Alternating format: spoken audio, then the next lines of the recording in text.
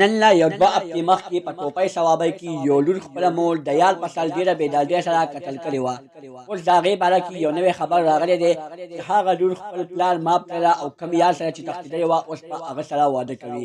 دوستانو که چېرې تاسو د دې پوره معلومات باره کې ځان خبرول غواړئ که اوسه پورې چا زموږ د چینل مخه نه وي سبسکرایب کړې په موږ زموږ د چینل مخه سبسکرایب کړئ ترې نشان ورڅخه مخه ووهئ چې زموږ هر یوه نوې معلوماتي ویډیو تاسو ته په اسانۍ سره میلاویږي او ویډیو تر اخره پورې ګورئ چې پوره معلومات ترې حاصل کړئ. دوستانو دا واقعیا په ټوپۍ صوابۍ کې رامخته شوې وه چې یو ظالمې لور چې نوم یې ایمن او خپله مور یې ډېره بېدردۍ سره قتل کړې وه. مور یې په داسې طریقه قتل کړې وه چې مور یې د لور سره موبایل ګیر کړی و او د لور له یې موبایل یار ورکړی و. د یار نوم یې الشید و. دا د الشید سره د الشید د ورور په واده کې میلاو شوې وه. الشید د دوی رشته دار و.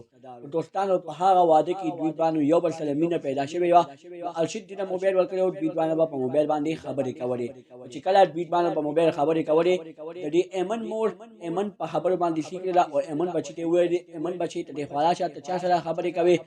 ایمن د تیزۍ نه کار واخیست او مور سره ډېره غوسه شوله. ورته وویل زه چا سره هم خبرې نه کوم زما د موبایل د بل چا دی.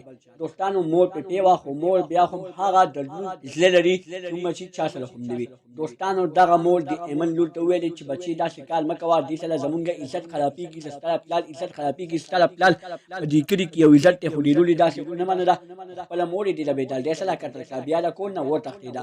اوس یې د پلار یو نوی خبر راغلی دی او پلار یې وایي چې ما خپله لور معاف کړې ده او زه غواړم چې زما لور چا سره تښتېدلې وه هغه سره واده وکړي. دوستانو داسې واقعې ډېرې مخې ته راغلي دي خو داسې واقعې به نه را مخې ته شوې چې یو پلار خپله لور د قتل نه بعد معاف کړي او بیا د هغې نه بعد ورته وایي چې ته خپل یار سره واده وکړه. دوستانو د دوی دواړو به سبا ریښایي کېږي او په بل سبا باندې به نکاح کېږي. د دوی په نکاح کې به څه چل کېږي او څه به نه کېږي. چېرې تاسو د دې پوره معلومات نه ځان خبرول غواړئ دا ټول معلومات به موږ تاسو ته په بله ویډیو کې را مخې ته کوو. ایمن او الشید اوس ډېر زیات خوشحاله دي. ایمن پلار معافي ورکړې ده ورته ویلي دي چې ته الشید سره نکاح کولی شي.